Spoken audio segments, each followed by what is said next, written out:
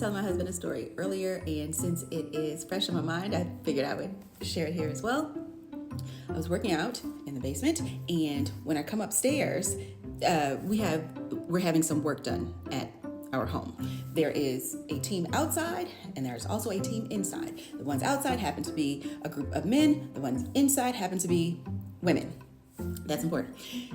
So I come up from the basement and these women are here. And so I immediately oh, I'm so sorry. I'm in your way. I have a thing about service providers that I have contracted, that I am paying. I always feel weird when they're at the house because they're working and I'm not.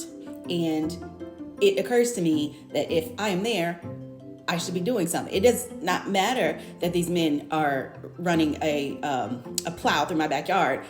It feels like I should be like, okay, my shift. So anyway, I'm always weird when there are people in the house.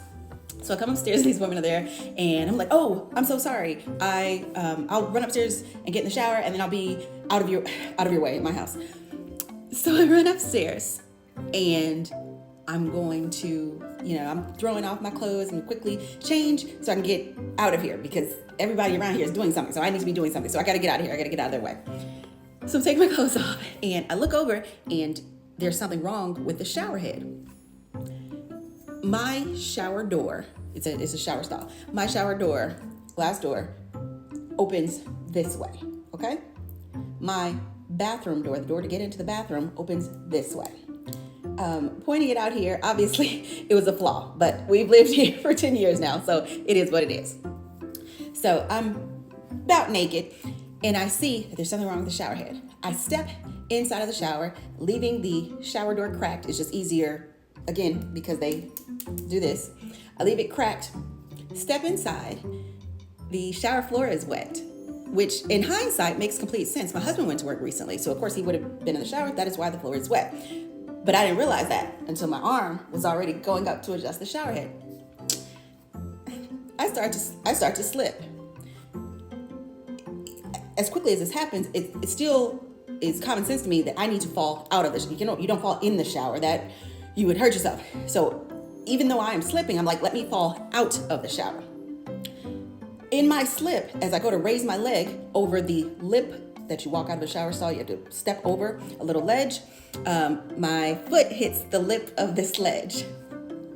I am now falling in a way that I wasn't anticipating. I reach my hand out to grab onto something. There's nothing there except the slick shower door, again, which we've already established, butts into the bathroom door.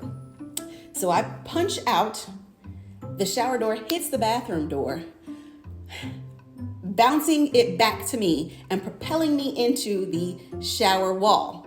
Now I'm full on falling. So I'm flailing and we have a shower caddy. I grab for the shower caddy, but it's a shower caddy. Shower caddy can't hold all of this. So it's starting to come down. I am thrown into the wall. I'm sliding down. Anyway, no big deal. I got a bonk on the head, a tiny cut from a razor, and a little bruised shoulder. Okay, I crawl my silly ass out of the shower because now I'm gonna be careful. I crawl out of the shower, and 90 seconds later, my husband FaceTimes me. So he picks up and he's like, "Why are you winded and naked?" Which obviously is a legitimate question for a man at work. To ask his stay-at-home wife who's supposed to be alone, why are you winded and naked? So I'm a storyteller. I'm doing a reenactment of what happened. I'm showing him the shower floor, what's all over the floor, and I'm describing what happened. As is the case with many a story I tell, I burst into laughter at the end, and the person I'm speaking to looks alarmed. He goes, "Brittany, you could have been hurt." And I'm like, yeah, but I'm fine. My shoulder, but I'm fine. So with all of the ruckus and with all of he's seen the state that I'm in, right? He goes, "Did the people come running when you screamed?" And I said, "No, I made sure to be quiet." He said, what does that mean? I went, "Well, I didn't want anybody to come up. So of course I just stayed silent." He says, "Well, you could have cracked your head open. You didn't want somebody to come help you?" Absolutely not. He's like, "Isn't it just the women in the house today? They have all you're saying parts, so that's not a big deal. And I was like, no, God, I still would not want them to come up, because then they would see that I couldn't, take care of myself. I couldn't. No. He was like, so what you're saying is you'd rather be dead than be embarrassed? Without hesitation. Yup. Wait, okay, let me be clear. I know that that's not specific to me. Honestly, I think that is a uniquely female trait, to kind of, not want to be a burden, not want to show that you can't take care of yourself. So all of the things, right? So again, he goes, you'd rather be dead than be embarrassed? Uh-huh.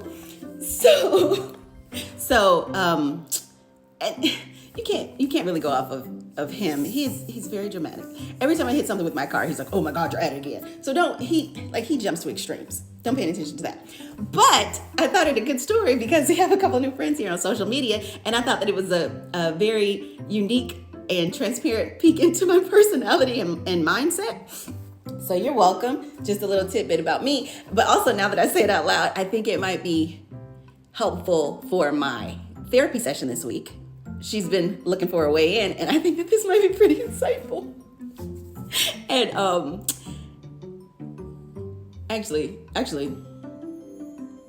this might be helpful for her. Yeah, I'm gonna make a note about this first.